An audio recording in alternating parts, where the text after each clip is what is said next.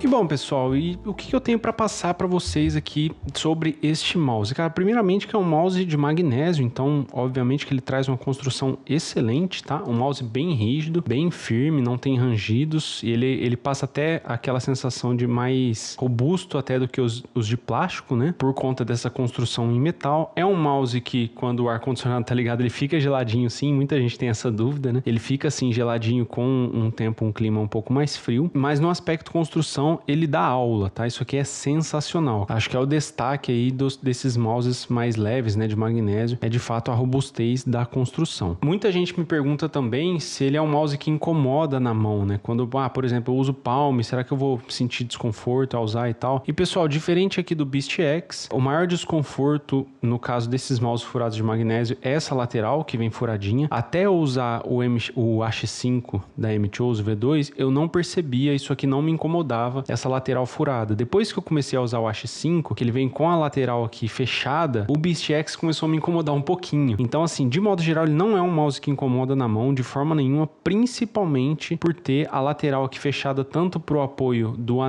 anelar e do mindinho, né, do dedinho, quanto pro apoio do dedão. Ele não é um mouse que incomoda de forma nenhuma. Aqui na palma da mão, para quem usa claw ou palm, você nem percebe no dia a dia assim utilizando. Já aqui no BeastX tem realmente esse leve incômodo no dedão que eu só percebi na verdade depois que eu comecei a usar esse modelo aqui, tá? Até então isso não me incomodava. Mas de modo geral ele é um mouse muito confortável de usar, pessoal, principalmente pelo shape, tá? Ele tem exatamente o mesmo shape do G Pro, que também tem o mesmo shape aqui do A7 Ultra, né?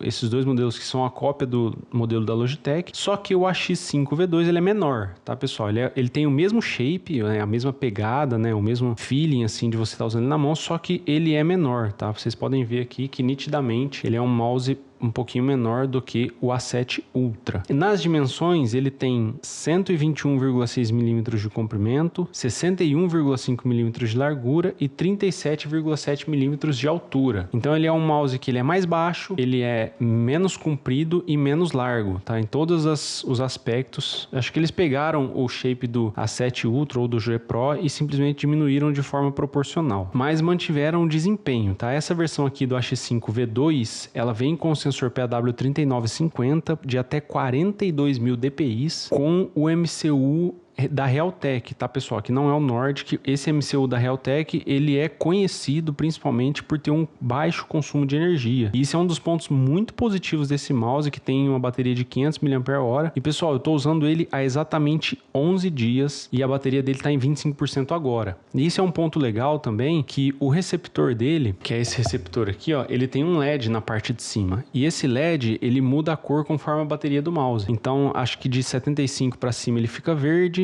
de 70 ou 75 para cima, não sei exatamente quantos por cento, mas aí um pouco abaixo disso ele já fica um pouquinho mais amarelado, aí um pouco mais abaixo disso ele intensifica um pouco mais o amarelo puxando para um laranja, e depois aos 25% ele fica vermelho. Só que aos 25% ele já começa a falhar, tá, pessoal? Então eu estou há 11 dias usando o mouse, as configurações que eu uso aqui é 4.000 Hz de polling rate, 0,7 de LOD, né? Então estou usando o sensor aí numa configuração até que com consumo alto de energia. De vez em quando eu mudo para 500 de polling rate, 500 Hz, mas assim, às vezes eu esqueço, então na maioria do tempo eu fico em 4.000, que é o que eu uso para jogar nesse caso. E aí ele durou todos esses dias, né? 11 dias de uso, realmente assim, uma bateria que me impressionou muito, cara. O Beast X também é de magnésio, dura aí 5 dias, 4 dias, se eu deixar em 4.000 Hz, realmente tem uma bateria bem menorzinha, de 300 mAh. Outro ponto que acho que vale a pena citar também, pessoal, é o receptor.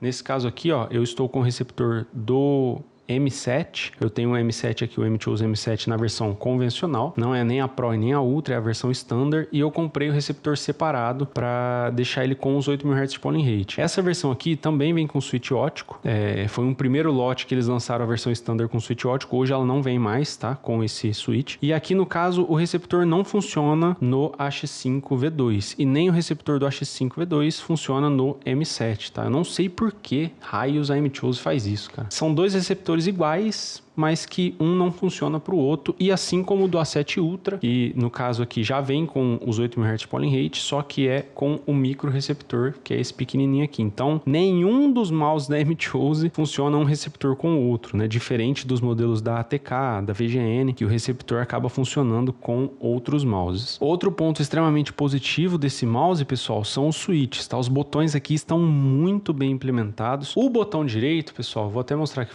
para vocês, olha, ele veio com uma pequena folguinha, tá? Você sente um pequeno cliquezinho quando você rela nele assim, que no começo eu achei que ia me incomodar, mas não incomoda, não me incomodou em nada, tá? Se fosse no esquerdo, provavelmente ia me incomodar mais, mas o esquerdo não tem esse problema. Ele tem muito pouco pre e post travel. Os botões aqui estão muito melhores do que no A7 Ultra e no M7, tá? Até porque ele é em magnésio, né? Então a tatilidade para mim me agradou mais, mas é um gosto particular, tá? Para mim eles estão melhores, mas talvez para você a tatilidade do mouse de plástico seja mais agradável, tá? Eu achei que aqui nesse caso ele ficou mais macio, ficou menos crisp, assim, menos ríspido, sabe, o clique. Enquanto que aqui no de plástico eu sinto um clique um pouco mais seco, sabe? Eu gostei mais dessa versão aqui do AX5. Mas ambos aí trazem, né, o switch ótico da OmniRun, que é aquele para 70 milhões de cliques. Um switch sensacional, tá presente. Desses 4 mouses aqui, os 4 utilizam esse mesmo switch, tá?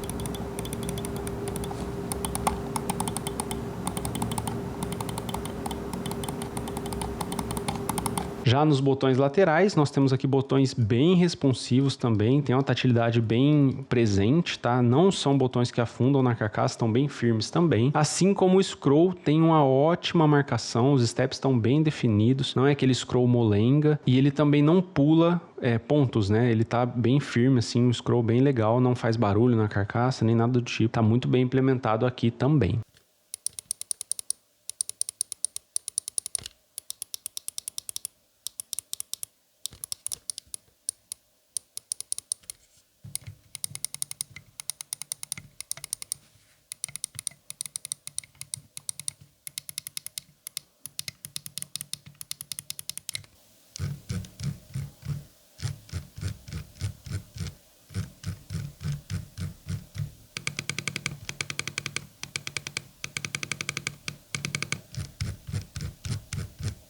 Em relação aos fits, pessoal, aqui eu não sei por que a M-Chose faz isso. Eu gosto desses fits de Teflon e em todos os mouses a M-Chose coloca fits de Teflon. Ela não utiliza 100% PTFE, em todos eles ela coloca fits de Teflon. São fits bons, tá? Eu não tenho nada a reclamar desses fits. Tem um glide bem gostoso assim de usar, né? Ele não fica raspando, ele tem um volume, né? Um preenchimento bem legal, não pega a parte plástica no mousepad de forma nenhuma, mas acredito que caberia aqui fits 100% PTFE aí, talvez como no Encot G23, como no Fantech Helios 2, que na minha opinião são os melhores fits que já fizeram assim de fábrica em um mouse, são desses dois modelos. Dos Alpine Z2 também é muito bom, e aí merecia fits melhores assim, mas são fits bons, tá? Não tô reclamando, não é um ponto negativo vir com esses fits, mas dado a construção do mouse, né, o nível do mouse, o preço do mouse, poderia sim vir com fits aí melhores. Já em relação às versões, pessoal, nós temos aqui o AX5, AX5 Pro e AX5 V2. E o que muda entre eles? Bom, basicamente o AX5 e o AX5 Pro vem com o sensor 3395, que é um ótimo sensor também. E aqui no V2 nós já temos o 3950, que é um sensor mais atual e tal. No mais, pessoal, é basicamente isso, assim, muda por conta do sensor, vai trazer um pouco mais de desempenho, os 8 MHz de polling rate, que no caso aqui do AX5 V1 e o Pro são 4 MHz sem fio e 1000 Hz com cabo, né? Já aqui no AX5 V2 nós temos 8 MHz com cabo e também sem o cabo. E a bateria, tá? É basicamente isso, é desempenho e bateria. No mais, eles são basicamente o mesmo mouse, mesma construção, o mesmo tamanho, o mesmo tipo de material, né?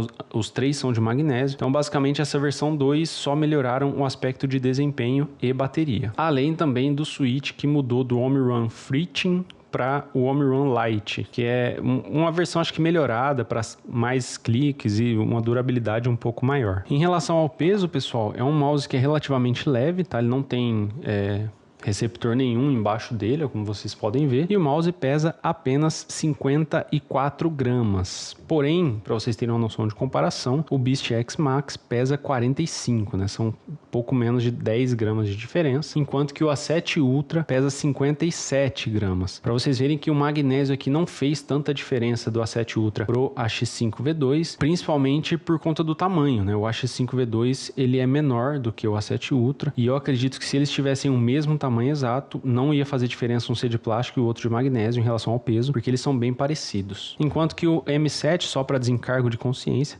pesa 55 gramas. Chega até a ser um pouquinho mais leve do que o A7 Ultra. Já em relação ao software, pessoal, nós temos aqui um software na web, ponto positivo aí para M-Chose, só que está todo em chinês, tá? Então vou usar aqui o tradutor do navegador para traduzir. Caso o seu não esteja aparecendo aqui já o mouse, é só você clicar aqui em adicionar um novo dispositivo. Ele vai abrir essa janelinha aqui para emparelhar o mouse. Você clica no mouse, clica em conectar, ele já vai abrir o mouse aqui nessa parte central. Clicando no mouse, você tem aqui as configurações do software, tá? Primeiro ponto, você pode aqui adicionar vários perfis, só que, pessoal, esse ponto aqui que não ficou legal porque eu criei outros perfis e aí quando eu fecho o software ele não deixa salvo. Toda vez que eu vou abrir o navegador de novo, o perfil não está salvo, eu tenho que refazer a configuração, tá? Talvez a M-Chose corrija aí ao longo do tempo. Aqui na primeira aba nós temos as configurações principais do mouse, tá? Como os botões, né? Que você pode remapear aí da forma como você quiser. No caso aqui, tanto para botões do mouse mesmo, quanto para botões do teclado, para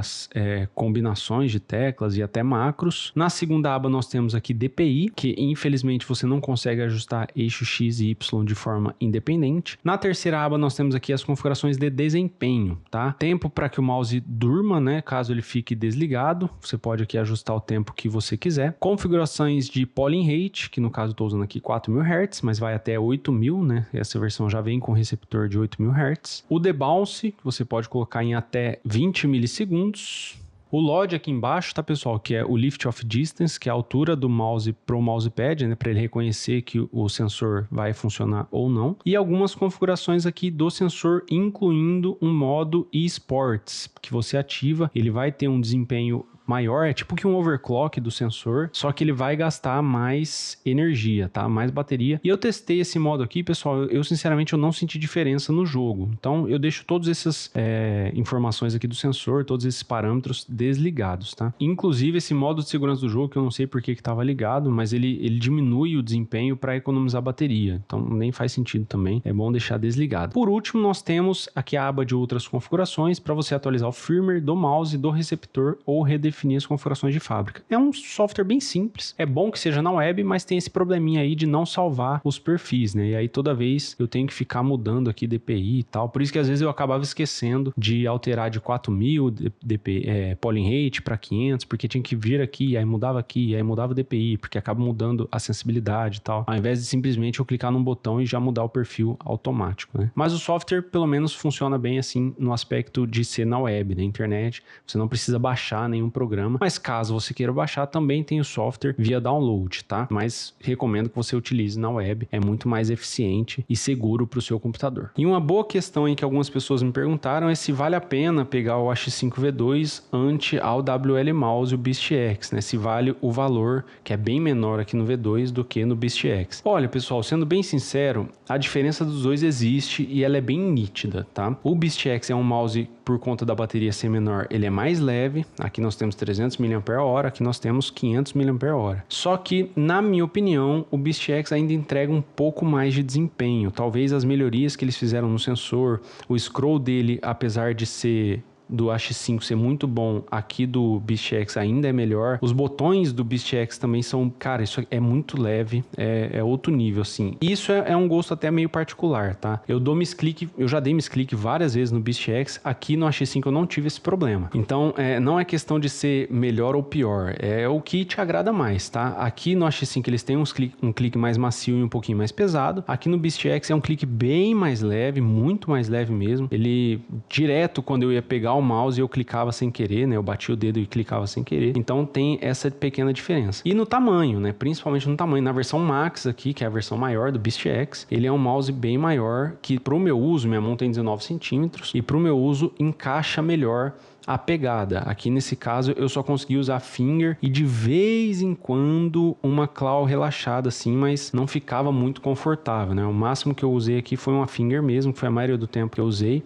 Já aqui no BeastX eu consigo usar uma claw de boa, assim, bem tranquilo, enquanto que até uma palm eu consigo arriscar aqui no A7 Ultra. Nesse modelo aqui eu não consigo de jeito nenhum. O H5V2 é muito pequenininho para minha mão. Então vamos supor que você tenha a grana para comprar um dos dois. O BeastX, na minha opinião, é um mouse melhor, tá? Vale R$ 1.300? Não vale. Na minha opinião, não vale. É sim um mouse de 800, 900 reais para você comprar aí fora do Remessa Conforme. Acho que vale muito a pena, como eu mandei no grupo do Telegram hoje mesmo. Ele por 780, 750 mais ou menos, fora do Remessa Conforme. Aí você conversa com o vendedor e aí ele vai declarar um valor mais baixo, você vai pagar mais uns 100 reais de imposto, ele vai sair por menos de 900. Aí eu acho que vale muito a pena. Porém, pessoal, se você quer comprar dentro do Remessa, fazer tudo de forma mais tranquila, não ter que conversar com o vendedor nem nada do tipo, acho sim que vale muito a pena você economizar uma boa grana aí de mais de 400 reais entre um modelo e outro e ficar com o H5V2 caso você queira um mouse de magnésio. Se você não se importa com o mouse de magnésio magnésio